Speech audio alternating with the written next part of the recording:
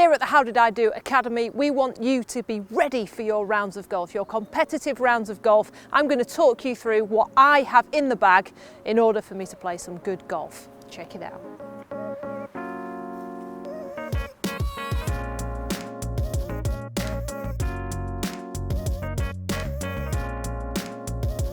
I think this is a great way to start. Get your golf bag and empty it out onto the floor just to see how much stuff you have in here. Because I can guarantee you're probably carrying way more than you actually need. I'm going to start with the golf clubs. 14 clubs I carry. I have quite a stable bag. I don't often switch a hybrid out for a 5-wood or a wedge, but my clubs are always cleaned. The grips are always fresh. I always believe that if your clubs are clean, you look after your clubs, they'll look after you. I always carry a water bottle with me to stay hydrated on the golf course. I'm not really into having any energy drinks, I just keep it to water. In terms of golf gloves, I carry a rain glove no matter what. Being in England, living in Manchester, the chances are it might start sunny, but it won't stay that way. So I'm prepared for the worst, and I think this is what this video is all about. It's about the preparation. I keep my gloves in their plastic. I keep looking after them in their covers. That keeps them in better condition. You can see there the umbrella. Now I try and find the lightest umbrella I can because the chances are I'm always going to have it with me because of this weather. Moving into the pitchforks, I carry a pitchfork with just one fork actually. There's no two forks to that. So I've carried one of those, and ball marker wise, I've got a small ball marker and a big ball marker. Now what you can gain from this is you can use your poker chip when you're miles away from the hole and nobody's there, but as you start getting closer, if you put that poker chip down, it might annoy your playing partners. So I always carry a coin to mark from close range.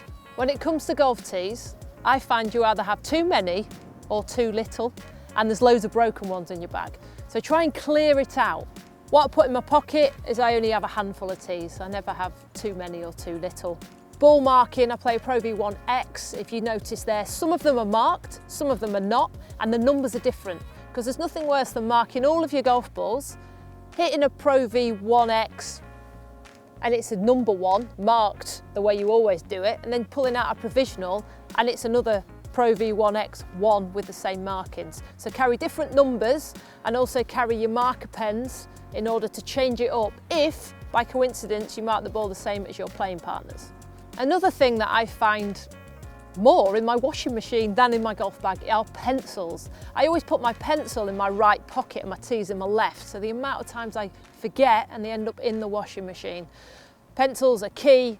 Hopefully you've got ones with a rubber on. However, that's the one thing I'm terrible at making sure I've got in my golf bag is pencils. And when you're playing a competition, you've got the scorecard in your hand, the last thing you need to say to your playing partners is, anybody got a pencil? Or having to pay 20p for one in the pro shop. Another obvious thing is waterproofs or something warm. If you're starting in the afternoon at golf, it might get cooler towards the end of the day. So make sure you're prepared for that. Going into some things that might be a little bit different, you can notice that I've got a toothbrush there. I like that to clean my grooves, especially on my wedges, to make sure that my spin is maintained. A towel, I'll wet one side of the towel so I can clean my clubs with that and keep the other side dry. Lip balm I find quite important. It's not just girls that need to wear lip balm. If you're out in the elements for a good 4 hours, it's important to get some lip balm so you don't get your lips sunburnt or dry, and that lasts for a few days. So it's really annoying if you ever get caught out in that department.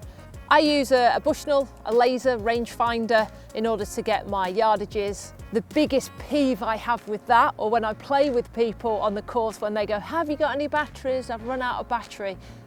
That device is totally useless to you if it's not got batteries in it, so make sure that you carry some spare batteries. And that moves me on to the valuables pocket that you need in your golf bag. Highlight a valuable pocket where you put your keys, your wallet, your batteries, and never change it. Because there's nothing worse than being out on the golf course and thinking, where did I put my phone, where did I put my keys? That anxiety means that you won't be able to concentrate on your golf at all. I always keep my alignment sticks with me. I find that If I'm warming up in the net, I like to put them down just to check my alignment, and it's also where I tend to put my towel, hang it over, and my putter cover, so they'll just stay with me for any time I need to do a range session before I go out to play. And I wear a cap. I've got long hair, so I like to tie it back. I don't like the sun in my eyes, and the brim actually helps me concentrate when lining up putts. And finally, the golf bag. I always have a waterproof golf bag for obvious reasons, like I've been saying already in this video. I'm a person that does like to carry more than trolley, but I totally understand if you play on a hilly golf course or you're playing 36 holes a day, etc., then you want to have a trolley bag. I probably would do that if it was raining, but most of the time I have a carry bag because it fits in my car, so there's a practicality to that, and there's just something about carrying your bag that makes me feel like I'm a little bit more into the round of golf rather than worrying about where my trolley is going.